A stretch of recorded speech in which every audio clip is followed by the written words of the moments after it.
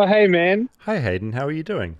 Yeah, pretty good. Hey, I've got a bit of a bone to pick with you. I don't know. It's been a while since we spoke, and it's been kind of festering for me. A little while ago, you were angry at Stephen Miller, and look, no issues from me there. Like, I'm not defending Stephen Miller or anything like this, but you called him something like an evil big forehead motherfucker or something. And I just think, are you in really any position to be criticizing other people about their forehead size? I'm wondering, Hayden, look, I hear you and I see you. I'm not defending Stephen Miller. I'm just saying, like, and I'm not in a position myself. Like, I have a big forehead, but I feel I can't help but think this is a bit of an attack on me, and I wonder if it has something to do with the fact that Rosabelle got a standalone episode of this podcast and you didn't. so you was trying to say that I'm acting out in some way. Mm-hmm. Mm-hmm. No, I'm just concerned. I'm just expressing a genuine concern. I'm not upset at all that Rosabelle got her own episode and got a whole hour to speak. On to today's episode. We are looking at Nickelodeon, the American TV network that has birthed many different shows that are very big here in the United States. Some of those shows traveled to New Zealand, but Nickelodeon was certainly not a big deal in New Zealand growing up like it was for many Americans. I'm wondering, when I say Nickelodeon, Hayden, what feelings, emotions, thoughts are stirred up within you? Cartoony, kidsy. Is it like Selena Gomez and all them came out of that, or is that like the Mickey Mouse Club or something? I think there's like cartoons. Of course, the other thing as I speak to you now, I think sliming people was a big part of Nickelodeon, like dumping slime on kids. I feel like that was a Nickelodeon thing. Oh, the slime. So we had a big adaptation of slime here with What Now? And our slime was called Gunge. So we were Gunge people. I think that's a real cultural difference. And we used to put them in a tube and gunge them. You should be gunged, you big forehead motherfucker. I'm David Farrier, a New Zealander accidentally marooned in America, and I want to figure out what makes this country tick. Now, occasionally on this podcast, we come across topics that are so deeply American and so vast that my tiny New Zealand brain doesn't know where to begin. We last encountered this in the first emo episode, where Rob delivered me a slideshow presentation so vast and so specific, it went on to become one of the most listened to Flightless Bird episodes of all time. Quite annoying for me. He likes to think he's the star of the show. Today, we have reached another such juncture. Nickelodeon, the American TV channel launched on April 1st, 1979, when I was just 3 years old, was no April Fool's joke. Did you get that? Because it was launched April 1st. Yeah, I got it. Nickelodeon gave us SpongeBob SquarePants, Dora the Explorer, and Rugrats. And frankly, a bunch of shows that I know absolutely nothing about. Shows according to Wikipedia: Big Time Rush, iCarly, Keenan and Kel, Drake and Josh, and The Amanda Show. All mysteries to me. I suppose my point is, when I grew up in New Zealand, some shows made it to New Zealand, but not the channel, the brand, and the phenomenon of Nickelodeon. So prepare for some big doses of nostalgia, and for me, finally, hopefully, to wrap my head around what the hell Nickelodeon means to the sanctity and unity of the United States of America. Because this, ladies and gentlemen, boys and girls, is the Nickelodeon episode.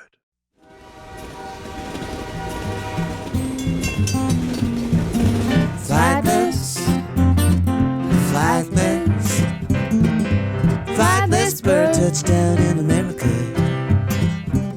I'm a flightless bird touchdown in America. I'm trying to get more theatrical with my intros. Also, it's later at night, and I feel like when we're recording later, I feel looser. You're a little more delirious. My Crocs are off. I'm feeling a bit more out there, you know, so be careful. It's going to be a wild one. How's it going? It's going good. It is, as we record, Wednesday, February 11. We are both post Super Bowl, post halftime. We survived that Super Bowl show, even though it wasn't in English. I don't know how we did confusing. it. I don't know how we did it. So disorientating. Like, oh my God. It's like, I can't believe it. I've really enjoyed all the commentary out of that, mainly the beautiful people dressed as trees. Yes. It's grass. Loved it. The only thing I want to say on that, I, on my phone, had the alternative halftime show going. You were contributing to the streamers? I had a VPN, but I think Okay. probably ultimately it was a contribution of one viewer. That was the only reason. Well, not the only reason. No, I know what you mean. I was curious enough to see how terrible it was going to be that I would have maybe put it on my phone, but then I was like, I don't want this to be seen as another viewer. I think supporting you made this thing. the right decision. It was a fascinating watch just in how, I mean, I imagine everyone listening to this will kind of know it's been discussed endlessly, but it was just the juxtaposition between the two, like the joy of the halftime show. Yeah. I'm not like, I'm one of these people that like, I'm learning about it all. I'm not a Bad Bunny fan. I watched this thing. Holy shit. Huge, amazing, joyous. Yeah. Me too. I didn't know any of the songs. Yeah. But like that was a great halftime show. It was a really good one of the better show. ones that I've seen. And on my phone I had the alternative going. And it was the pre-recorded alternative too. Yeah. It turns out. That was like fully I didn't even know that lip-synced. until now. Yep. And this has been going around already, but the fact that like the biggest complaint about the Bad Bunny was that it wasn't in English at all. But then like Kid Rock's singing Ba with the Ba. That's gibberish. Absolute gibberish. And he's not even singing it. No. He's like, yeah. Also, of course, lyrics emerge from his earlier work about wanting to get with underage women, that being I mean, it's all, I guess my main point is watching that on my phone while the main show is going on. It was such a comical juxtaposition. It was like very hard to know that this was the reality that we're in. Yeah. It was, if it wasn't not funny, it would be very funny. And like the outrage from it was just so absurd. Did you see though? There was footage from Trump's Super Bowl party. No, and they had Bad Bunny playing. Like they weren't even playing this show. It's really incredible. You were happy with the game that took place? Yeah, it was fine. It was a game. We have some big news. We have some live shows coming up. We've been doing the show live is one of our favorite things. The difficulty is getting Rob and I to both have free time at the same time. But we've sorted out 3 live shows. They're going to be Sunday, March 29th in Salt Lake City. At the Depot. Thursday, April 2nd in Austin. At Emo's, iconic venue in Austin. And pretty fitting for the show. Kind of incredible. We'll be doing an Emo Part 3 episode there. we won't. And Saturday, April 4th in Dallas. At the Texas Theater. So we're doing a pre-sale for patrons right now when you're listening to this episode. Tuesday, February 17.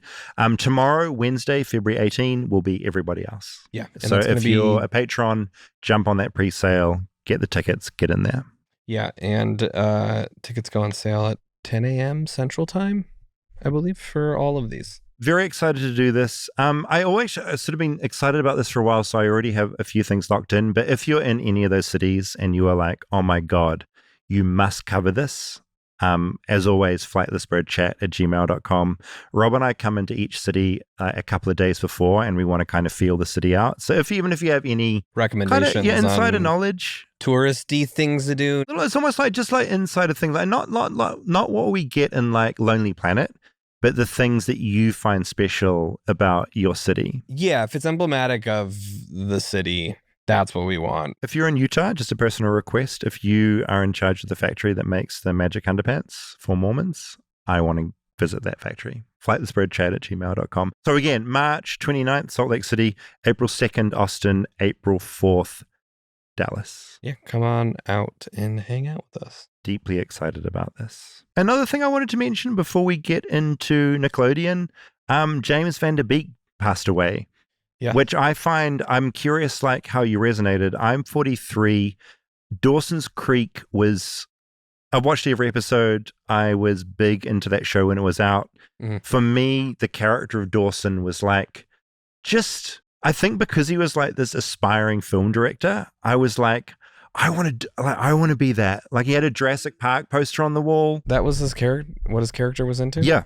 Deeply into like, he wanted to be a director. Got it. And from what little I know about his later life, he seemed to have like I think he was a Christian. He was very sane. And as he got his cancer diagnosis, I believe it was colon cancer, he just had a really amazing outlook on life that he kind of demonstrated on his social media that I just admired. Yeah. There was also kind of the double tragic thing of the fact that I believe friends ran some GoFundMes for him as he was diagnosed. And now since he's passed away, his family is running some GoFundMes to cover certain things about the whole past medical bills, future wellness for them.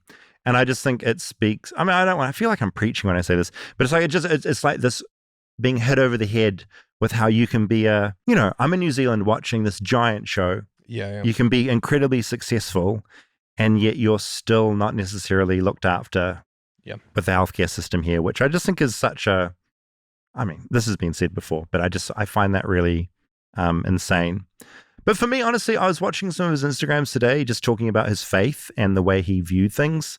And I know I rag on Christianity a lot, but listening to him talk about his faith, I was like, holy shit, this is a Christian. This is how you can view things.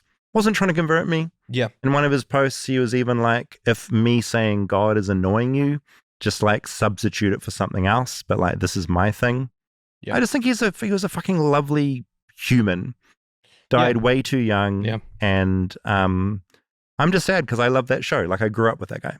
Yeah, and I think even after the show, he had like a fun. He didn't take himself too seriously. No. Beyond that, I had a T-shirt that I wore for a while, which was it was like a GIF of him like crying, but it was like printed on the shirt. It's like a very iconic shot of him in Dawson's Creek having a meltdown. Yeah, and like he had a sense of humor about all that stuff. Just seemed like a really a quality human. And that kind of hit me weirdly hard. It's that thing where a celebrity life isn't worth any more than anyone else's life, but like occasionally someone will pass away and you're just like, oh God. Well, horrific. And then you think you don't want to wait for your lives to be over. There's that. I see what you're doing. Did you get it? It took a while. Great soundtrack. The score for Dawson's Creek, so good. I have a segue into Nickelodeon. You do, which is a very podcasty thing to do. It ends up being centered very on me. But look, I was alerted to this a little while ago. Goosebumps. Yes. I'm a huge R.L. Stein fan. I grew up with R.L. Stein, American Horror author for kids. I've read all of his shit. And as a fact... Don't call his stuff shit. Good shit. So as far as Nickelodeon goes, he was the head writer for a show called Eureka's Castle, which was on Nickelodeon. It premiered as part of the Nick Jr. programming in '89, a while back now.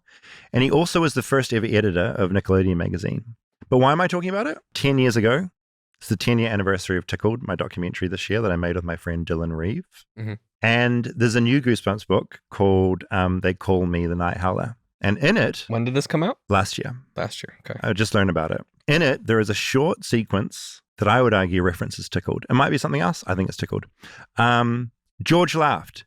He dove at Mickey, grabbed him from behind, reached around, and started tickling his belly with both hands. Die, mutant, die, he screamed.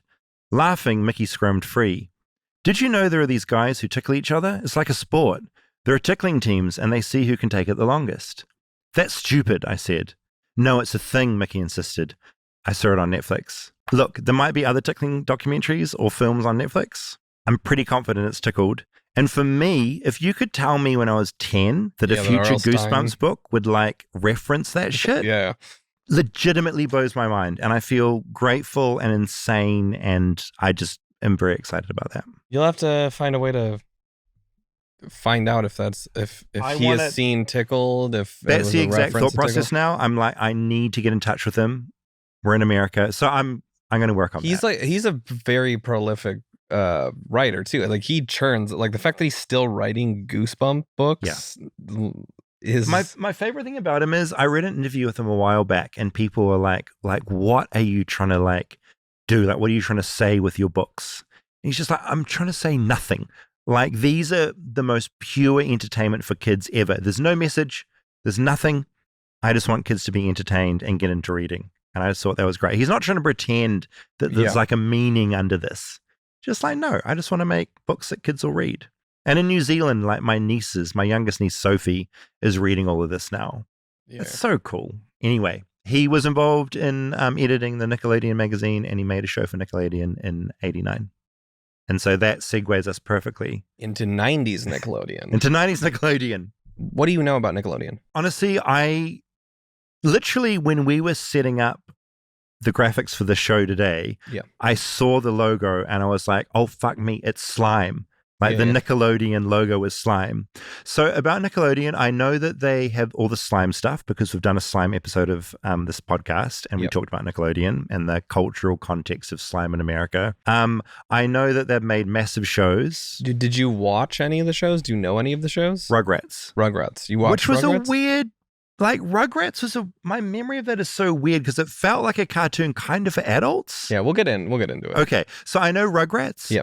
I believe Dora the Explorer is a Nickelodeon show, which I never watched, but I know of. Mhm. I miss the whole phenomenon of what this represented. Well, you didn't have the station in New Zealand, No. right? So No, in New that would- Zealand, growing up, we had 3 TV stations. right. That Well, was it. there wasn't streamers. Like you weren't. You didn't. Your antenna wasn't picking up No. the No. Nickelodeon channel. And I guess my first question to you before you kind of take over is, growing up, like, when would you watch this? Because in New Zealand, we'd get home from school, Yeah. and we'd want to turn on the TV immediately at 3:30 and like watch kids programming. Is that kind of what this was for you growing Yeah, up? absolutely. Yeah, okay. Like maybe the morning a little bit and Yeah. weekends, but it was like after school. Right. You throw on the TV. Strap in. This is it. But like 90s was my childhood, Mhm. Yeah. and there was like Nickelodeon. That was prime Nickelodeon. What were your alternatives? Was it like a Disney-ish There was- thing? Disney, yes, Disney Channel. Yeah. ABC had like TGIF on Fridays. I remember being a big thing, where it was like Boy Meets World, Oh my God. which I think eventually show. went to Disney. I have weird, like, when you said Boy Meets World, I got weird, like, puberty fit. Like, that was like puberty Boy Meets World. Yeah. No, I Topanga. loved Boy Meets World. Yeah. Yeah. Sean. Yeah. Okay. Yeah, no, it's all coming back. Well, yeah. Well, okay. that'll be a whole Okay. separate thing. Yeah, All okay. right. So much like the emo Mhm. episode, put together a presentation for you. I love nothing more than your presentations, and I'm ready. So I thought the best way to introduce you to Nickelodeon Mhm. was to go through 90s shows Uh-huh. a bit, and I broke them into a couple categories. Is this is kind of reflective of your childhood experience? These Okay. are all shows that I watched as a kid. Okay. So, first category, we're going to go into cartoons. Okay. All right. So, like you mentioned, Rugrats. From 91 to 2003, 174 episodes of it. my God. They made some movies too. Had no idea. So Rugrats follows the imaginative adventures of a group of babies. Mhm. Tommy, Chucky, Angelica, Susie, and twins Phil and Lil. Uh-huh. They explore the world from their pint-sized point of view using their wild imaginations. Ordinary experiences become grand quests and discoveries, while adults remain mostly unaware of the epic adventures that they're having. So I did watch a bit of this. I Mhm. didn't watch it obsessively, but looking back at it, I feel like it was like quite a weird, like, even the animation style feels sort of targeted a bit at older people as well. A bit. Like, it's very I mean, neat. It's like a very like hipster cartoon. yeah, I mean now it is, but I think that's just nostalgia. Like You're right. it was like the babies could talk to each other, Uh-huh. but they couldn't talk to adults. Yeah, right. Except right. Angelica, they could talk to Angelica and she could talk to the adults. Like Mhm. she was the bridge, but she was also like the mean cousin. Right. And so like for some of these, I picked out some like like key memorable episodes? episodes that I remember. You're a psychopath. just in my yeah, no, notes I like too. because this is an insight into your brain, which I love. The understanding Nickelodeon, I think, is partly understanding you. Yeah. Well, and the parents were like wacky and weird. Like Hmm. his dad, so Tommy was the main character, Mm-hmm. and his dad, Stu Pickles, Mhm. was Tommy Pickles. It's Stu Pickle. Uh-huh. He was just like a fun dad. It was like kind of Bluey vibes where Uh-huh. it was modeling.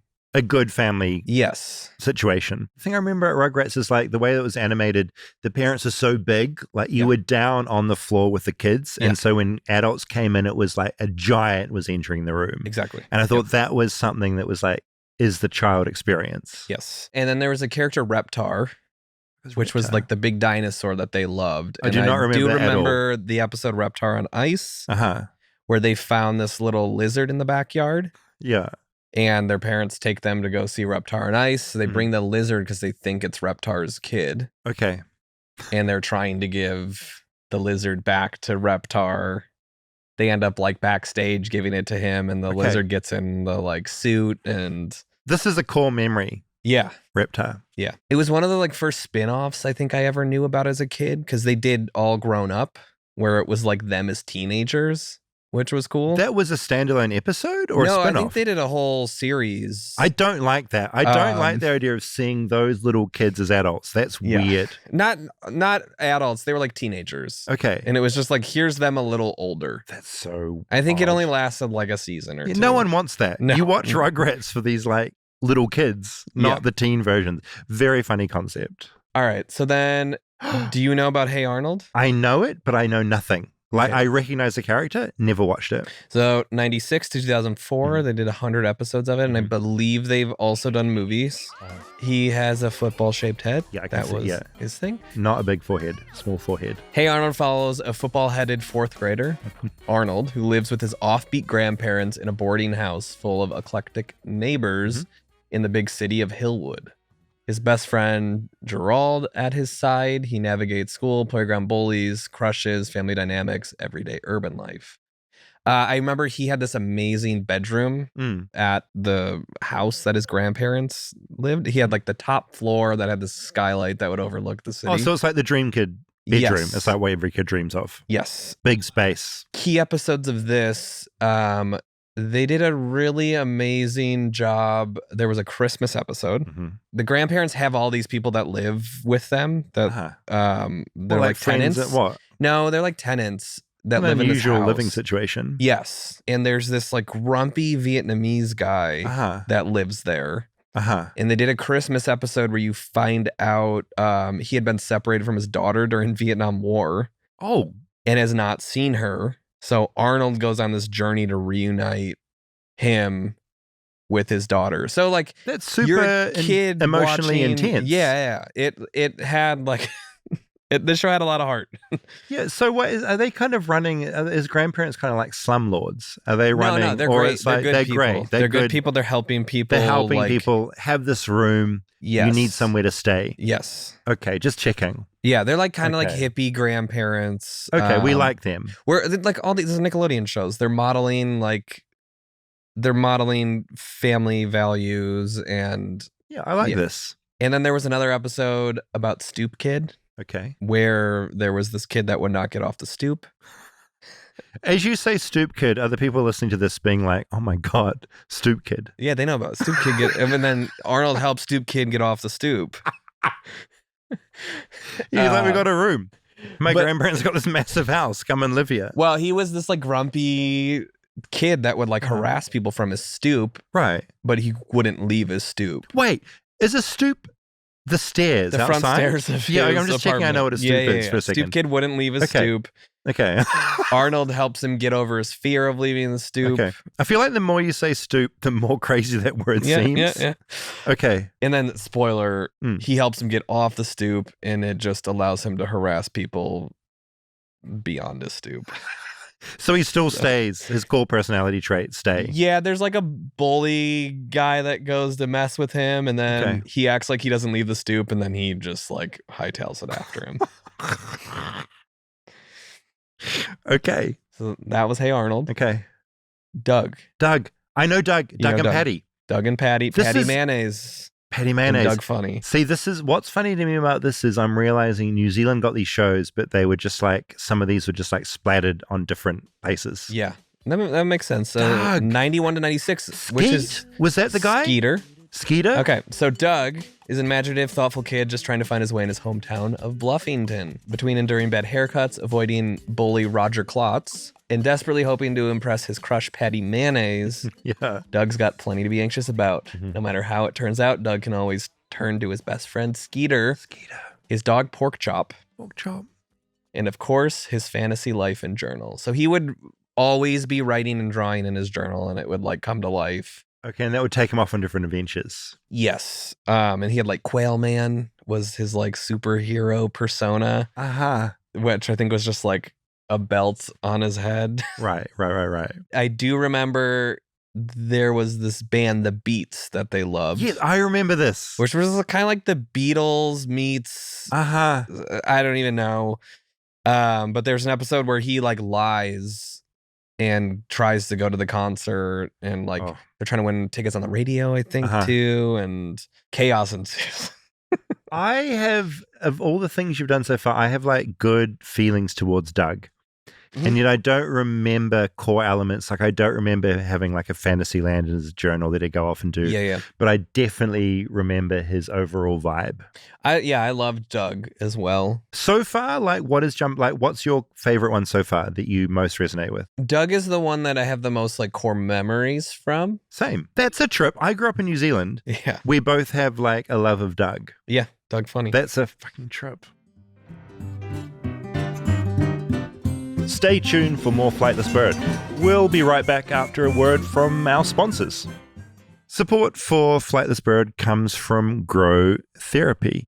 Was this month supposed to be your big, fresh start to the year? Sometimes the pressure to fix everything at once, it can just leave you feeling entirely stuck. And with Grow Therapy, it makes it easier to reset at your own pace with therapy that's covered by insurance and built around your specific life. People assume therapy is too expensive, but what if we said it didn't have to be? With Grow Therapy, care is designed to be affordable, insurance-friendly, and easy to understand. No subscriptions, just support that fits your life and your budget. And whether it's your first time in therapy or your 20th time or your 50th time, Grow makes it easier to find a therapist who fits you, not the other way around. They connect you with thousands of independent licensed therapists across the US, offering both virtual and in-person sessions, nights, and weekends. You can search by what matters, like insurance, specialty, identity, or availability, and get started in as little as 2 days. And again, there are no subscriptions, no long-term commitments. You just pay per session, and Grow helps you find therapy on your own time. I think therapy can be really great. If you're skeptical about it, I would just recommend giving it a try. I've found it incredibly useful. So whatever challenges you're facing, Grow Therapy is here to help.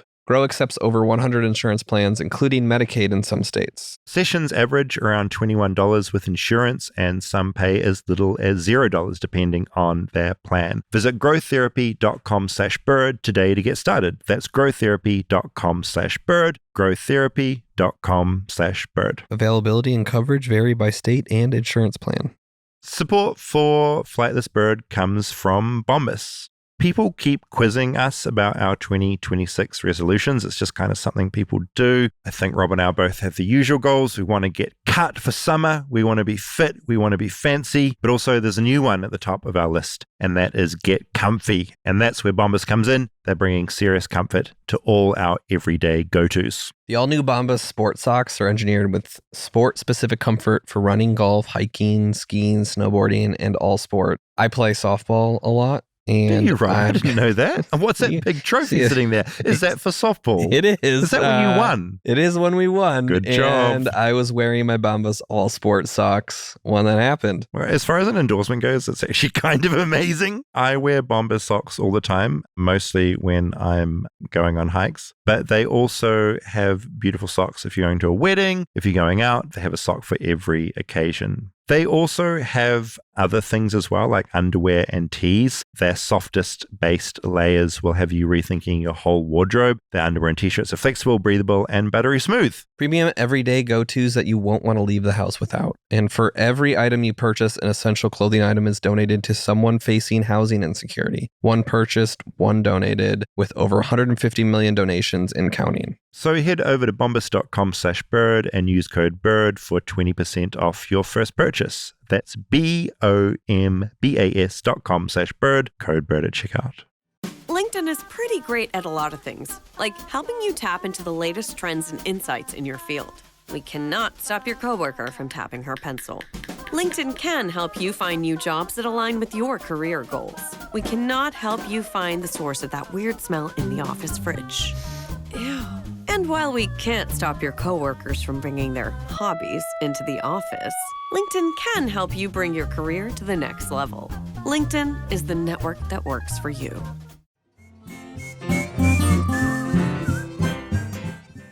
right, Rocco's Modern Life. Do you know about Rocco? Never heard of this in my life. Okay, this is more what I was hoping for. You know, Just to be this like is- very foreign, weird. Because some of these I think are pretty niche. Yeah, no, I don't know anything. It's a weird dog and Wallaby. his dog. It's a wallaby. He's a wallaby.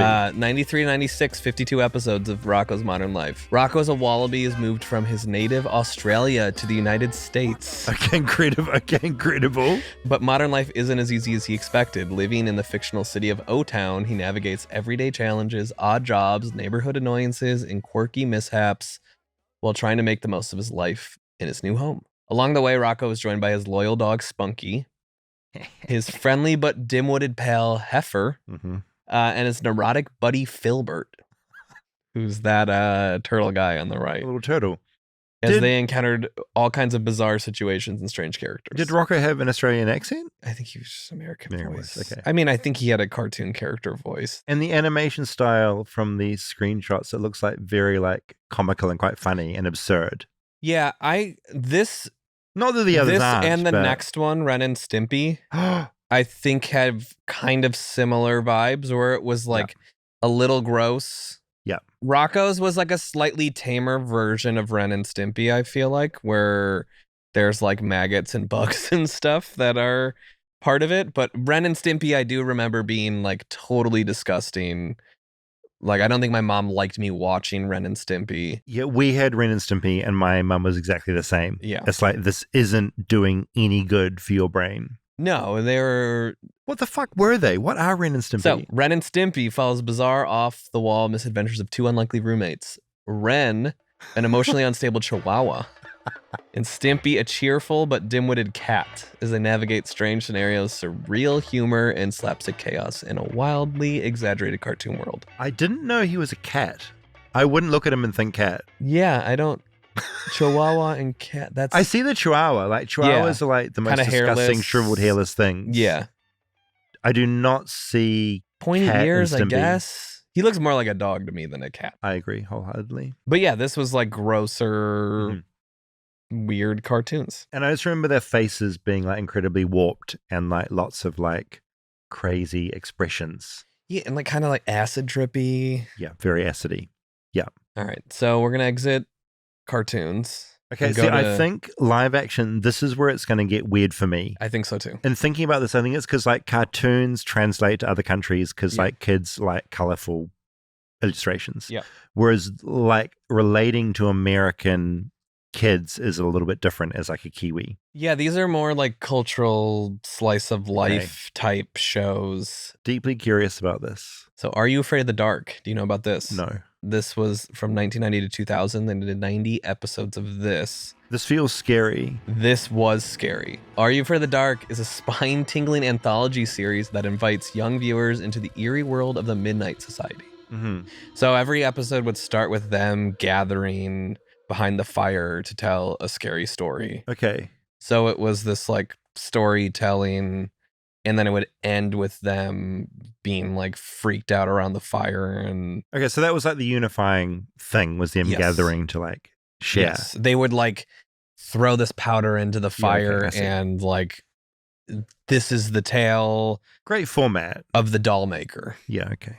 And like that was one of the episodes I remember. There was like a friend that went missing, and she like ended up in an attic that had all these creepy vintage dolls, Horrific. and her friend was trapped in one of the doll bodies. It's like, as a kid, was this one of the like first kind of horror-esque Yeah, absolutely. bits of media? So there's an episode, The Tale of the Dead Man's Float, which I still think about. Yeah, okay. It Right out. was a pool. It was like a closed pool at school, I believe. Already scary.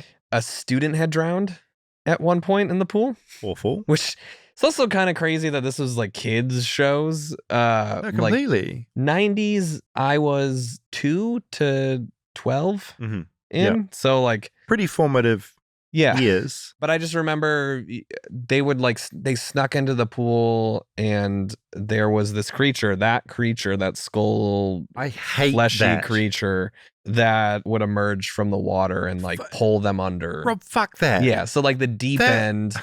That's why I like, Oh. I don't love a pool where Yeah, there's this totally. vast deep end because I think of this episode of this show still. I mean, I don't know why, but I have problems with pools with the filters. Like, you know, like I with don't the love water. those either. Yeah, Like yeah. I do laps. I don't want to be on the outside lane where I can see all the water slurping off to the side.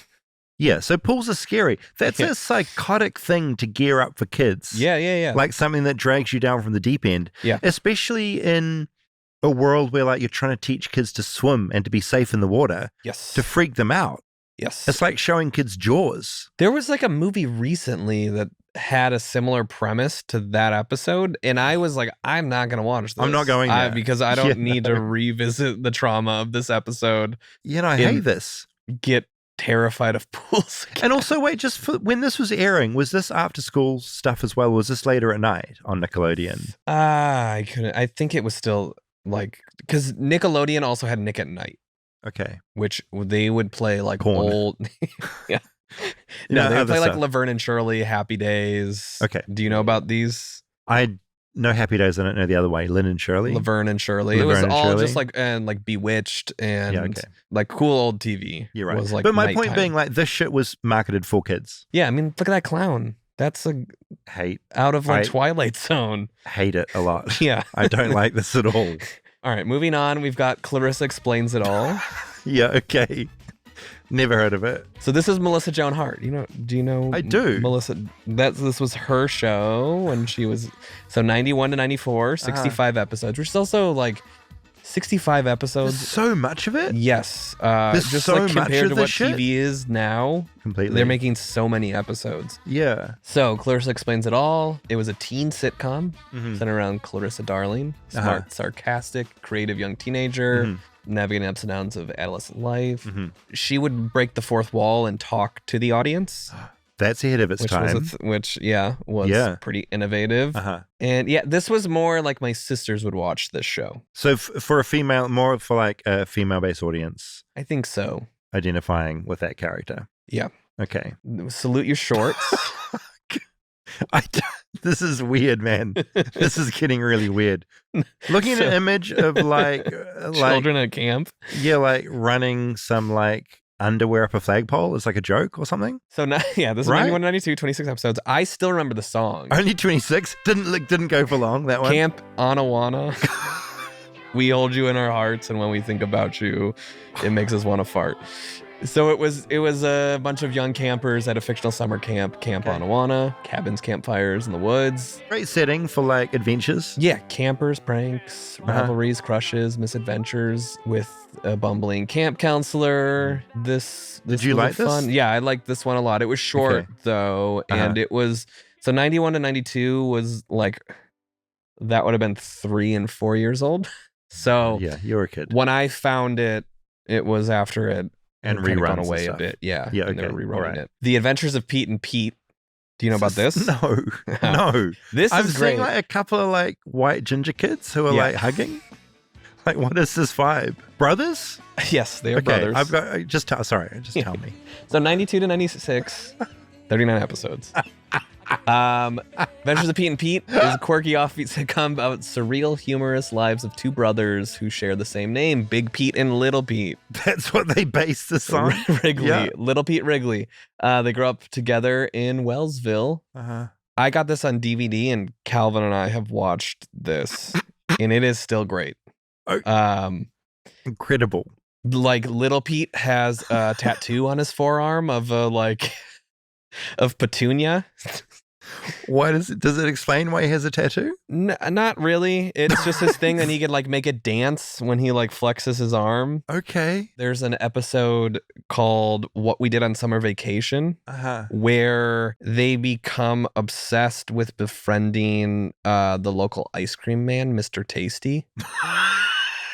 And Yeah, which is Like, like, okay, it's a nice thing for a kid to it do. gave me such like warm, Yeah. like thinking about that episode and them, Yeah. like he wears this big ice cream thing on his head. He's like a mascot for Mr. Tasty. Uh-huh. And it's And are them they, trying like- to find him. Are they like, he's lonely. We need to be friends with him. He's just the mysterious ice cream man that everyone gets ice cream from over the summer, and then he goes away. And Which is funny because I feel like ice cream men are now tropes of like Yes. abductors and like murderers. Yeah. So I guess maybe that was before that was a thing and an idea.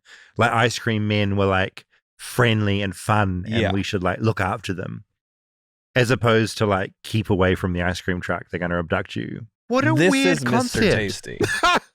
It's so weird, Yeah. man. Also, like, I guess when you've got like a network, pitching is easier, but like pitching these shows, like it's a weird pitch. Like we've got these two kids, they've got the same name. Yeah. Like they go on adventures. Honestly, I was making this and I was like, they don't make TV like this anymore. And like these are incredible shows. And I don't know if that's just because I grew up watching them and I have like a fondness for them. Do your kids like? Do they appreciate this? Yeah, do Calvin they get it? loved this. So it translates. Yeah, still. and he's watched Hey Arnold before and was into that. I mean, if this is made in like 92 to 96 and it stood that much time with your like kids, that says a lot. Yeah. It has like this show had like kind of Wonder Years vibes. Do you know about Wonder Years? Okay. No. Okay. I'm nodding, but I don't really. Wonder Yeah. Year, I know it's like I don't know.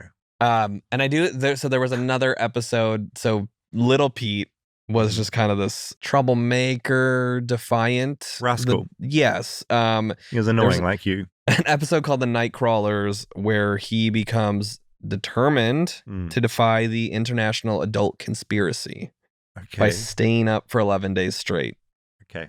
Doesn't want to go to bed. Yes. Yeah. Okay. He believes adults are conspiring to cut childhood short. Okay, that's fun. I like that because no kid wants to go to bed. No one wants that. So yeah. Deeply weird, but who's this guy in the middle, that adult on the phone? Do we know who that is? I think that guy's in prison on that shot. Okay. What, the kid's visiting someone in prison? I think that's Arnie. Who's Arnie? Arnie is the world's strongest man. That is Little Pete's like best friend. Okay. And he at one point goes to prison? I don't remember. Yeah. Artie, sorry. Artie. Okay. That's Artie, Mm-hmm. which Artie's played by Toby Huss, who is like, he was in *Halt and Catch Fire* and *King of the Hill*. Right. Artie was known as the strongest man in the world, and he's the mentor and protector for Little Pete. Okay. So he would help him solve his issues. But Okay. I think a few screws were maybe loose. He would always like flex and Okay, bit of a nut. yeah. Yeah, okay. Um, Normal stuff. The Secret World of Alex Mack, which I think you would probably love this show. Okay. From 94 to 98, Yeah, I'll be the judge of 78 that. episodes. Okay. It's a live-action sci-fi teen drama about an ordinary girl who changes in an extraordinary way. She's accidentally drenched with a top-secret experimental chemical. She discovers she's got powers from this. Telekinesis. Sick. Shoot electricity from her fingertips. And she would morph into a puddle of liquid. So that's like the worst ability of all time. That's so weird, dude. Is this like tying back into like the whole slime A little kind bit. of like Yeah. feeling of Nickelodeon? That's like the worst special ability ever. Like I don't want that. I do remember having the biggest crush on Alex Mack as a kid. Yeah. She was like cool.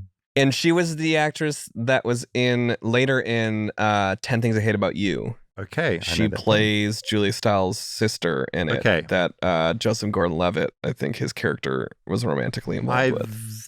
think I know who you're talking about. Yeah. Great film. Was this marketed at any particular like gender, or was it like a?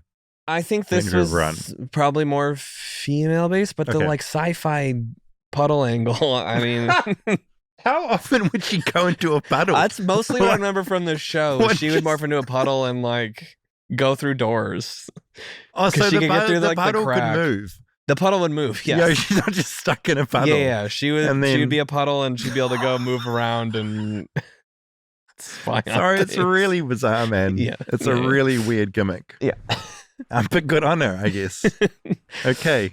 All that. Do you know about all that? No. Okay, so this was kind of a. These are older kids, maybe? So this was like a kid's version of SNL. My God, So okay. Keenan Thompson, who's We now know on him. SNL, Yes. came from this. Uh-huh. Kel, Amanda Bynes. So it's a sketch comedy, original short comedic sketches, reoccurring characters. They had musical guests, Kids SNL. pretty much. So they had a Wow. sketch Good Burger.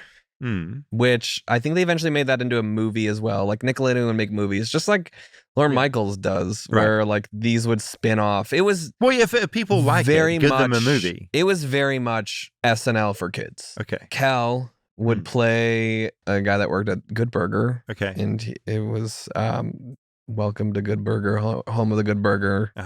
Can I take your order? that was like a big line. He was just like a dumb. Okay. Yeah. And then Super Dude was Keenan.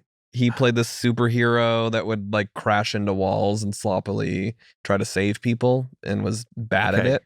So wait, just fast forward for a second. Keenan and Kel, what did they turn into? Because I know that spun they are off figures. into another show, Keenan and Kel. That came from all that.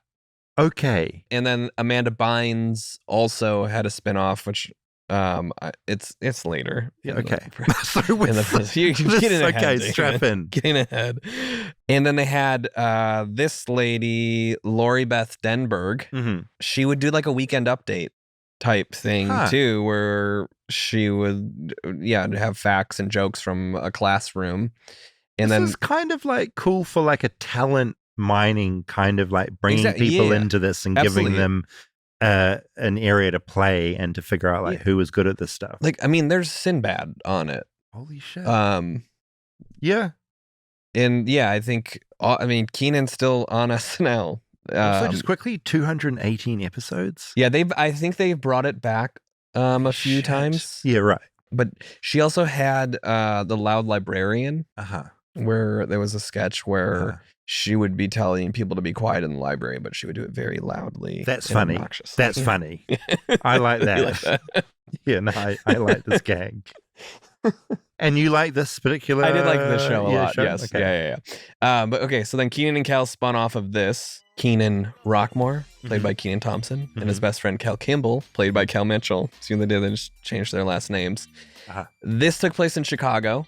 Two mischievous high school buddies get into all kinds of wild hijinks, kooky schemes, and unforgettable adventures. They worked at like a convenience store together. That's a picture of them with their boss. Kel loved orange soda. That was the gag. That was his thing. A thing. He just really loved orange soda. Do you call that Fanta in America, or is that in New Zealand? No, it was his own. I mean, we have Fanta. You have Fanta too, but orange soda was its own. I think they also just had a generic brand orange soda because. All right, just checking. I remember an episode of this where Kel somehow gets locked in like a freezer, and the handle comes off. Terrifying. Everyone comes looking for him, and they just also keep getting stuck in the freezer with him. Somehow the door keeps shutting. Okay. Freezer gets more and more full of people. Yes. And comedy ensues. Exactly. Okay. I like this. Also, like, I feel until now, a lot of these shows have been like quite white as well. Yeah. And here we've got like two black kids in a show. Yeah. I mean, or was it pretty diverse I will throughout? say, just like rolling back, they do have all that has some diversity because they came from that. Yeah. Alex Mack has a black friend. No, totally. No, so it's not just white central. Yeah, I mean, as most TV was, Are You Afraid of the Dark? I do feel like Nickelodeon did an okay job of. Yeah, they had some. Yeah, okay. Yes. No, cool. No, I was just curious. Yeah. I hadn't really like clocked what was going on there. Stay tuned for more Flightless Bird. We'll be right back after a word from our sponsors. Support for Flightless Bird comes from Shopify. Now, when we started this podcast, we had to figure out everything pretty much from scratch. What the show is going to be, what the logo is going to do, what our promos would be, what this entire thing would be about. It was very overwhelming. We got there, obviously. But our point is, with that list growing every day and new tasks, that list can easily start taking over your life, and finding the right tool that not only helps you out, but simplifies everything can be a game changer. And for us, that tool has been Shopify. Shopify is the commerce platform behind millions of businesses around the world and 10% of all e-commerce in the United States. From household names like Allbirds to brands just getting started. Get started with your own design studio with hundreds of ready-to-go templates. Shopify helps you build a beautiful online store that matches your brand's style. Accelerate your efficiency, whether you're uploading new products or trying to improve existing ones. It's packed with helpful AI tools that help write product descriptions, page headlines, and even enhance your product photography. And what if you get stuck? Shopify's always around to share advice with their award-winning 24/7 customer support. So tackle all of those important tasks in one place, from inventory to payments to analytics and more. Start your business today with the industry's best business partner, Shopify, and start hearing. Sign up for your $1 per month trial today at shopify.com/bird. Go to shopify.com/bird. That's shopify.com/bird. Adobe Acrobat Studio, so brand new. Show me all the things PDFs can do. Do your work with ease and speed. PDF Spaces is all you need. Do hours of research in an instant with key insights from an AI assistant. Pick a template with a click. Now your prezzo looks super slick. Close that deal? Yeah, you won. Do that, doing that, did that, done. Now you can do that with Acrobat. Now you can do that with the all-new Acrobat. It's time to do your best work with the all-new Adobe Acrobat Studio. All right, so then game shows were also a big part of Nickelodeon. Okay. The Legends of the Hidden Temple was a great one. Uh-huh. I don't get too deep into these just because they're game shows. This one, action-adventure show, teams of kids compete. I mean, this looks amazing. Hosted by Kirk Fogg with the disembodied voice of Olmec Stonehead. So he was this narrating big stone that mouth would move. This is incredible to me. Yeah. Like, this is trippy as well. Teams of two, problem-solving skills. They go through obstacle courses, temple rooms to retrieve hidden artifacts to win prizes. And the prizes were always like what you would imagine if you went to like a Toys R Us and could buy whatever you want. Oh, so as a kid, you're like, oh my God. Yeah. I want this like thing. that is, yeah. This, like, the sets look amazing. This was one of my favorite game shows. Yeah, that as Nickelodeon a kid had. in New Zealand, I wasn't served game shows like this. When you would just fantasize about like being able to go on these shows. Of course. Like a dream. In New Zealand, we had, Hayden mentioned it at the start of the episode, we had a show called What Now?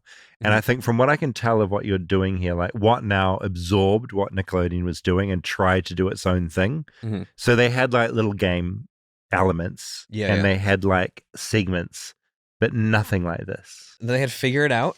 Mm-hmm. Looks like it came back. So 97 and 99, and then again in 2012. 227 episodes. So this show would have a panel of other Nickelodeon people. So there's like Keenan. You would get slime. There was like tubes above each of the panels, and at some point, like slime would happen. But the way this one would work is it was someone would come on with a hidden talent, and the panel would try to guess the words. Like it was a bunch of blanks. Okay. And you would uncover words. Oh, like, what does this person do? What's their talent? It was always like weird. You're like, I'm a llama trainer or something. Yes. Yeah, okay. And they would ask them questions, and if the words got uncovered, and yeah. Then we had Wild and Crazy Kids. Okay. 41 episodes, 1990 it started. Again, just more physical challenges, oversized playgrounds, outdoor obstacle courses. A lot of these were like slime and goo and gross things that more slime was coming into it. Got messy by the end of it. What Would You Do? It's similar. Mark Summers hosted this, where studio audiences are shown unusual, funny situations involving kids and families that ask you to vote on what you would do before the outcome is revealed. Between these What Would You Do segments, special guests and audience members are selected to perform silly, messy, or outrageous stunts, often involving whipped cream pies or other comedic challenges. When you were watching this stuff after school, were your siblings with you? Like, what was the situation where you're watching this stuff? Yeah, we're often all watching. Okay. And were your mum and dad like coming out with the housework, or like, we're getting dinner? And you're like, well, no, we want to watch more. Or was there any kind of like fighting over how much you could watch? I don't remember there being that. Okay. My mom was a stay-at-home mom until we were older. Mm-hmm. My dad was always off. He worked till like 6. He would come home at 6 from the city from working. Right. So I think it was pretty much like whatever will occupy these 4 kids. Yeah, totally. take this we in. would do that. I mean, there was a point where there was a lot more outdoor play and around the neighborhoods, and my mom had this bell. Oh, see, this is what I was angling for. Some like little weird family thing. She had a bell. She had a bell, and when it was like dinner time, she would ring it She'd from ring the it. deck. And we would know. And you'd hear it. And we would know And you from would around the neighborhood, like Flood back in. be within bell ring. I mean, that into itself is like a Nickelodeon show. Like, Yeah. that doesn't seem real. Yeah. It's really good. Guts. This was another one of my favorites. Okay. So 92 to 95, 160 episodes. Uh-huh. So this was more action sports competitions. Oh, so there's like, do you have the guts to do this Yes. crazy thing? Obstacle course. All of these have obstacle courses. Well, they're fun. Yeah. But I remember like big pools and basketball games. And then at the end, there was this like towering mountain that they'd have to climb up, and the winner would get a giant guts trophy at the end. To get to the top. Did you ever have anyone in your class or anyone in your world that ever got onto one of these shows? Yes. Uh-huh. There was one kid that did, I think it was Guts. Someone from your school? Someone from our school. Yeah. And I was curious because it's like, there's a lot of like millions of kids. Yeah. And then Double Dare. I Okay. mean, all of these are kind of merged in my brain too. Yeah, completely. This one, there was a lot of like going up noses, and there'd be like fake boogers and slime. So more like gross out kind of slime orientated. Yeah. But this was like teams of, and it was normally families. I think they had like family Double Dare probably too, where you would compete with your family and do these like gross obstacles. But all much of a muchness, slime being a common theme coming through. All right. So then I'm going to late 90s. Uh-huh. These were... How old were you at this kind of point? Late 90s. This was when I'm like 12, 13. Okay. So I missed some of these shows, but these were still like pretty core Nickelodeon shows that I thought were worth telling you about. CatDog. Do you know about CatDog? No. I feel like we had this. I never watched it. Yeah, so CatDog was in 98, 2005. I see a dog and a cat that's kind of fused into the one body. Yep, so they were conjoined brothers. One clever but uptight cat, and the other was a fun-loving dumb dog. Did they explain why they were fused, or is just the state that probably, but yeah, they shared one body, living in a fictional town of Nearburg. It's a very funny idea. Yeah, like to have like these two opposed creatures fused together. Yeah, it's funny. The Wild Thornberries. Never heard of it. This 98 to 2004, I believe they also made a movie or two of this. It's an adventure series that follows the Thornberry family, a nomadic group of wildlife documentary filmmakers who travel the world and capture nature in its wild glory. So Eliza, the main character, can talk to animals. Oh, I love this. Sort of a Dr. Doolittle-esque. Yes, and she's got a pet chimp named Darwin that is like very smart. And then her brother is like maybe part monkey. He's like really wild and a bit like sort of feral. Yes. Like he's off with the creatures kind of thing. Yeah, okay. I can see that. I can from hear these his shots. voice. Right. Like just, yeah. Yeah, so he's like a little wild kid growing up. Yeah. I think he was just meant to be a kid that didn't talk yet and was just like this little maniac. I like this. I mean, what I like about this show is that it has like a really, like it's a premise where I feel like you can really get a lot out of it. Like a lot of these shows, and I guess it's the same with a lot of kid shows, it's literally one concept. Let's get a cat and a dog and they've got one body. Like that's kind of all you need. Whereas this, it's like a whole world. The documentary filmmakers, this family, they're out and like out with animals all the time. Yeah. And I think this was very educational. You're learning about animals in Africa, and they're going I like to different this. places. I think I would like this show. I think you would too. Maybe check it out. I might get into it. I need something new to watch. The Angry Beavers. Never heard this of it. 97 to 2001. This was Norbert and Daggett Beaver, two North American beaver brothers who move out of their parents' home and become bachelors in the forest near way out of town, Oregon.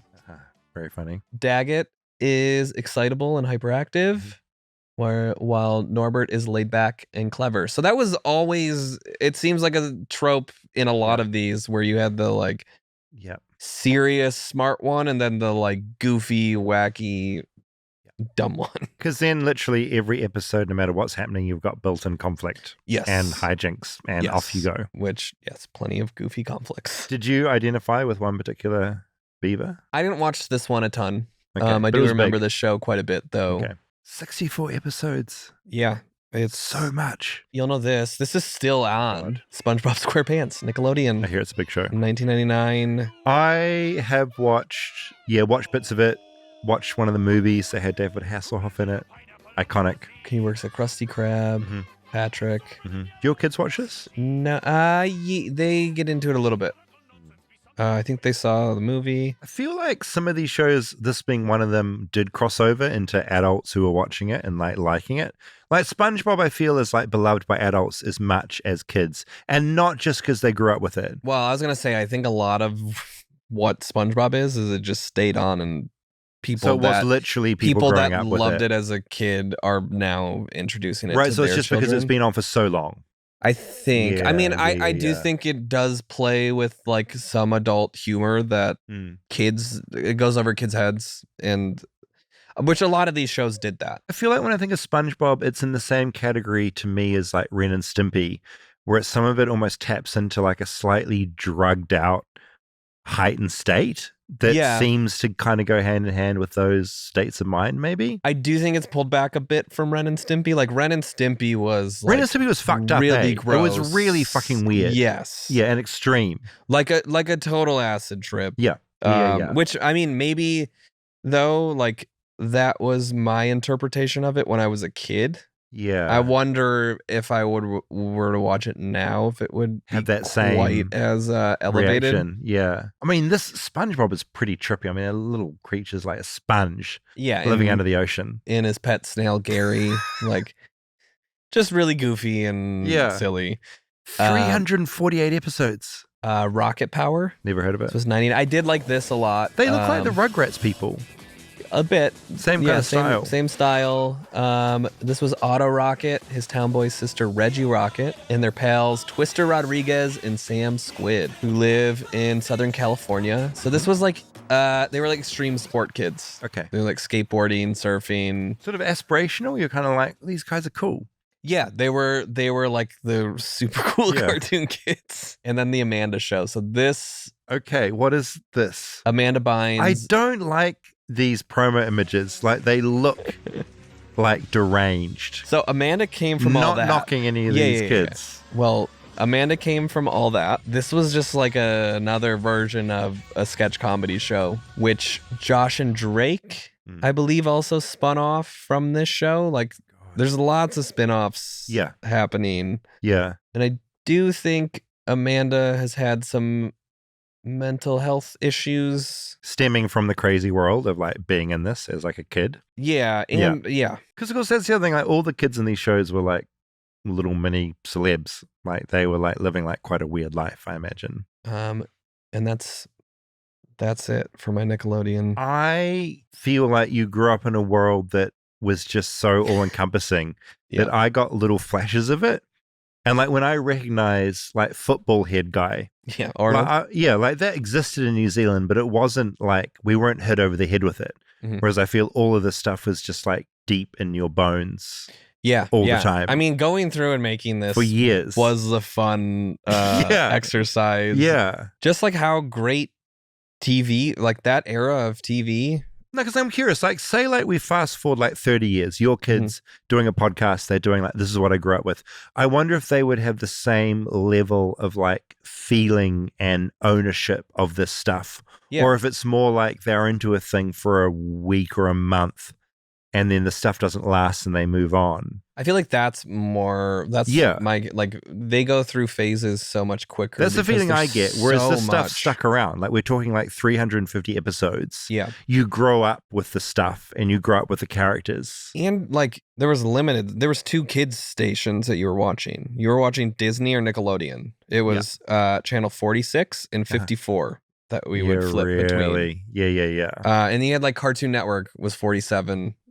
That you would sometimes jump up to. Would you fight with your siblings about like what you're watching? Was there like wrestling for the remote and shit, or was it pretty chill? I don't remember a ton of that. I mean, I think harmony. No, I doubt it was Harmony. Yeah. We had 2 TVs. Your mum would, if you got too crazy, she'd get the bell. We had, start ringing. We had like a TV in the basement. I don't know. I don't remember there being a ton of Not fighting too much over drama. it, but I was also like outside playing with neighbors You'd go out until the bell rang. until the bell rang. Sometimes when the bell rung, would some of you like be like, you wouldn't come back? You'd be like a bit naughty and like stay out? Yeah. And what would happen then? What would your mum do? Well, you get grounded. You for get that. grounded. Yeah. What was a typical grounding? Just like no like Nickelodeon for a week or something? You just were stuck at home. Horrible. Couldn't Horrible. go out. With your mum's cooking. Yeah. I don't know why I was being mean to your mum just then. Cooking's great. I just keep thinking of like you hassling her pie making ability. Now, I love that. Thank you. Looking at all of these shows, which ones would you watch? What I feel I really missed out on was that live action stuff. Yeah. Because when you mentioned, and I know at different network, when you mentioned Boy Meets World, I just remember being a kid and seeing other kids on screen was such a big thing. Yeah. And I missed out on like all those massive live action things. I would have loved the game shows as well, but I just think like kids being in outrageous situations, I would have been like very into. Like Keenan and Kel, like we had that, but it wasn't like a big thing. Mm-hmm. And I feel like I would have loved to have had more of that in my life. I think you should watch The Adventures of Pete and Pete. Okay. I think your fave. I think you've got that it on was DVD. like zany enough that I think it would still check out. Okay, all right. He's got a tattoo that sort of Petunia. I have a friend. I think he got that matching tattoo. Oh, well, that's incredible. Because he loved that show. When I saw the poster, when that came up, I did not think this would be the show that stuck with you. Looked really weird. And again, it's that central premise of like the whole show is based around they got the same name. I know. And let's build on that. Brothers. So you're calling the guy that's got the tattoo? I know he loved it. I'll see if he answers. Okay. Was he in LA? Chicago. Later. It's midnight there. He's just like answer. He's got. Let me just Google the tattoo though. That was it. Oh, it's quite like yeah. What an unusual thing to be part of that show. Yeah, it was like it's really weird. And they never explained like how he had that tattoo. It was like a magical tattoo. Yeah, it was part of the intro. This is my brother Pete, and this is his tattoo, Petunia. I mean, that's a funny gag. Just a kid having a tattoo with with no particular like reason. And I do remember the like intro to that was a band playing this theme song like live, like in the front yard of their house. This show sounds great. Yeah. Would they still be alive today? Do we know what Pete and Pete are doing? They are. I think Little Pete was in like a band. Yeah. Yeah, I'm Big sure. Pete? Big Pete, I'm not sure. Yeah, they're either like still acting or they completely got out of the game. Completely out, cashed out, living a more mellow life. Yeah. Obviously, a part of this world as well, which I feel we can touch on in a future episode, is some of the weirder side of it. Like there was diciness within the world of Nickelodeon. Yeah. I mean, there was that entire documentary based on Nickelodeon. So that was also why I wanted to just stick to 90s nostalgia in talking about these shows. Let's make this pure, beautiful, good moments. Like our Christian music thing where we can... We'll do a part 2 where we delve into the icky side, beyond icky side of Nickelodeon. But as a kid, like, I love that you had like a good time with this show. Yeah. I mean, it was nothing but fond memories of watching Nickelodeon. It's also the thing of like when you're a kid, there's no cynicism, you're not jaded, and everything feels so big. So like watching things is like the best possible time to be amazed and involved in a story. I mean, it just like opened all these different worlds and showed you these different perspectives. And if one of those shows could survive and all the others had to go, would it be Pete and Pete that stays? Or would you have like a Doug? Doug, I think, is up there. Mayonnaise. It's still got to be the live action ones, I think. Yeah. Like the cartoons feel very time capsuled in an era. Yeah. I don't know that I would have the same fondness for it coming back. Yeah. And like I don't know that like my boys would get the magic of it. Yeah. Which is like a bit like trying to watch The Wire now. Like I didn't watch The Wire when it came out. I know people love it. Some of our similarities are quite weird because I'm the same. I haven't watched it. I haven't watched it. I've tried, and when I tried, it's been ripped off so much. I know that it made it feel like unoriginal. It's a parody. Yeah, it's a little bit like when you watch The Matrix today. Yeah, it's very hard to take seriously because like bullet time has been done and parodied so much. Yeah. You forget that's the original thing. Yeah. I know. I'm the same. I missed The Wire at the time. I love everything about it. I should love it. Yeah. I have the same problem. Lesson being, when something is out, just watch it when it's out. Don't come back later. Yeah, I think Adventures of Pete and Pete. You got it on DVD. Got it on DVD. Where'd you get it from? I think eBay. So funny. The problem was we also didn't have a DVD player. So when I got him for Christmas one year. I got it for Christmas one year and he was so confused. It was just like, what is this? What is this thing? And then I had to find a DVD player and we'd watch it in the garage and he got like really excited about going to watch it. Pretty cute. Yeah. That's the thing. Like you have like a PlayStation 5 or something now, doesn't play DVDs. It's like an issue. Yeah. I grew up with physical media, so it's really odd when you run into those kind of problems. Yeah. And must be so weird having a kid who's just, well, I mean, obviously normal, but weird being like, what is this thing? Well, he could not grasp, like, why can't we watch this? And I was like, well, it's on this disc and we don't have anything that can play. And he's like, well, but you bought it. Why can't you get this on the TV? Yeah. And he was a little younger when this happened. This was a few years ago. Yeah. And he could not grasp we had to wait a couple days. No, because it is weird, isn't it? Yeah. It's like this no, it's right here. Let's go put this on the TV. Yeah, no, don't. Daddy doesn't have the thing that can read we don't this. have the machine that does this. Oh, man. Thank you, Rob. How many slides was that? I think 56 slides. Really good one. Thank you, Rob. You got it. I appreciate learning from you. If you have any feedback, as always, flightlessbirdchat@gmail.com. Or your favorites, ones that I missed. Deeply curious. I didn't get every Nickelodeon show. No. I mean, if you did, we'd be here for literal hours. And no one needs that. Flightlessbirdchat@gmail.com. Would love to know your recollections of Nickelodeon. And if you have any particular relationship to it beyond just watching. Maybe you were in one of the shows. Maybe you voiced Patty Mayonnaise right in. It's weird, isn't it, when you're a kid and like there's romance on screen and stuff, like all that early stuff when you don't even really know what that is, but it's exciting and interesting. I had a crush on Patty Mayonnaise, and she was a cartoon. Same. Yeah. That's weird. Yeah.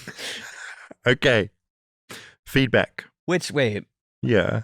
The voice of Patty Mayonnaise, I think, is... Who was she? The actress in Orange is the New Black. One of Netflix's first big prestige shows, along with House of Cards. Early stages of like bingeable quality series. Yeah. Constance Schulman. Get out. Patty Mayonnaise. Is Patty Mayonnaise. And she still like has that voice. I remember when Orange is the New Black came on, I could tell the voice. Like, I know that voice. I mean, it's Patty Mayonnaise. Really, really good. If you're listening, email us, flightlessbirdchat@gmail.com. Feedback. Would you like to hear some, Rob? Yes, let's hear some feedback. A lot of feedback to Hooters. I think you texted me this, Rob, one of my favorite comment that I think sums up the whole vibe perfectly. Elise, this episode is two of the most respectful and feminist men faced with their biggest fear, which is being at risk of disrespecting women. I thought that was just chef's kiss in every conceivable way. Perfectly stated. Thank you, Elise. Over on our Patreon, some feedback. Hooters reached here in Australia, and it was great. Had my 30th birthday at Hooters. Both my wife and I went there often. And when we were in Las Vegas, my wife got a tattoo at the Hooters casino. I was unaware there was a Hooters casino. Me too. But that should be unsurprising, probably. Also, someone else on our Patreon mentioned the outfit checks is more widespread than you'd think. It's not just Hooters. As a teen, I worked at Abercrombie, and we had to wear their clothes. Fair enough. So before the store opened, we tried on jeans, and the managers decided on fit. I was wearing a pair that fits perfectly, and she was like, go down a size. My pelvic bones literally hurt by the end of the day because of how tight these jeans were. So yeah, outfit checks, I guess, obviously beyond Hooters. Do you know about Abercrombie and Finch? I know it's like a fancy kind of, is it for like... It's like preppy, preppy, but so it feels like Lacoste. Same world as that little alligator logo. But the lore I remember most about Abercrombie, aside from the LFO song, which was like I don't know boy either. band. Okay. They would pump their cologne and their scent out of the air ducts of the store. So you'd be at the mall, you could smell when you're walking by. You could smell Abercrombie and Finch. It was like a very strong smell. And when you were like walking by, the idea is like, this smells... would entice you. Like I remember like in high school, that was the cologne I wanted. It was always too expensive of a store for us. Yeah. But it was like aspirational. You're like, this is and something. The cologne just like pumped out of the vents. Horrific. Yeah. There was a cookie store in New Zealand. And they would spray out cookie smell onto the streets. Chris. Could not stop laughing during the Hooters episode. Growing up, my dad would take me to Hooters often. He wasn't the best dad in the world. And in hindsight, he was just using the guise of taking me out for dinner to go to Hooters and not for the food. It wasn't every week, but it was often enough that some of the workers knew me and would sit with me in color while I ate, and it's actually quite, I don't mean to laugh, kind of sad. And my dad sat at the bar and did who knows what. So I had a laugh at the family-friendly mention. Chris, you've got great perspective on your childhood. It sounded not necessarily fun. I will say, you got to color in. My memories of going to Hooters when I was younger was much more like dark bar, more like dive bar, carpet, not dive bar, but like 90's restaurant, like not brand sports bar, not like the one we went to is pretty much Buffalo Wild Wings. Yeah, but it was much more like old 90's restaurant. Like I didn't even think of like the decor changing over time. Yeah, and, like, the layout I think of the it's evolved quite a bit. Skylar said, I moved to northern Kentucky last year and started working near the floating Hooters, which I Googled. There's a Hooters on a river. There you go. Of course. Natasha said, my ex-husband used to frequent Hooters on an almost daily basis. I find that I feel like I'm in a very like drivey mode. It's just a very funny sentence. My ex-husband used to frequent Hooters on an almost daily basis. Just a very funny sentence. He knew all the servers, and one of his friends married the manager at the time. I would tag along sometimes, specifically for game days. I live in Calgary, Alberta, and every home game for the Calgary Flames, Hooters had special tickets that included a meal and a bus ride on the Hooters scooter to the game. The bus was painted bright purple and had an amazing sound system. Loud music was played to and from the game, and it was a great time. Do you know who the Calgary Flames are? They're a sports team. Do you know what sport? Okay, let me think about this. Calgary Flames. Calgary Flames feels like basketball because when you jump and dunk, you're thinking got like NBA Jam coming out. NBA Jam. Calgary's in Canada though. Hockey. Yep. Fuck. Okay. I didn't even know what Calgary was. Jessica, I'm an American immigrant in Switzerland here. Zurich used to have a Hooters. It tried to have Hooters. I'd been raised with Hooters near airports, but in Zurich, it's at the heart of the red light district. Wings with scantily clad women didn't flourish because mere meters were brothels, and it closed after 3 years. Basically, Hooters there brushed up too closely. It was too tame. It was too tame. I thought that was very funny. She signed off with oof, witteluge. Don't know what that is. Hope I haven't said anything terrible. Okay, Barbara wrote in regards to our white chocolate Hershey's episode. Barbara said, the Milky Bar is not real white chocolate. The Milky Bar being a Nestle product, which we sold in New Zealand. Milky Bar Kid fronted it. Okay, so Barbara says the Milky Bar is milk powder with oil. It's vegetable fat and must taste like wax. Real white chocolate is made with cocoa butter, which is white, and probably real cream. Milky Bar is a Nestle product, which is just as fake as Hershey's. Probably real cream. Really, really liked that slam down at the end. As always, thank you for all your feedback. Flightlessbirdchat@gmail.com. Please let us know your own Nickelodeon memories, or maybe like current shows they're doing that blow your mind. Maybe they're doing new shit that you want us to know about. And don't forget, tickets are going on sale this week. Sunday, March 29th in Salt Lake City, Thursday, April 2nd in Austin, and Saturday, April 4th in Dallas. If you are on our Patreon, we have the pre-sale code up there for you now. Head over there. And yeah, we'll see you next week. As always, flightlessbirdchat@gmail.com with any feedback. Thank you for educating me, Rob. Thank you for being open and coming along for the Nickelodeon ride. Anytime you do a slideshow presentation, I'm fucking here for it, and I'm not joking.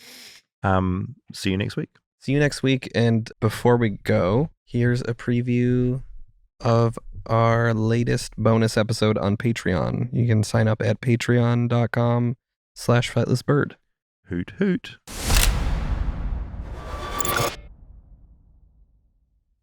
Thanks for being here. We're going to do a Q&A. You're welcome, as always, to drop any questions for future ones of these in the Q&A chat over on Patreon. We thought we'd sort of read each of these out in an American accent. Yeah. Sort of assuming where the person is from. What's y'all's biggest... Go. What's y'all's biggest fear? Only a Southern accent because he said y'all. It's really good.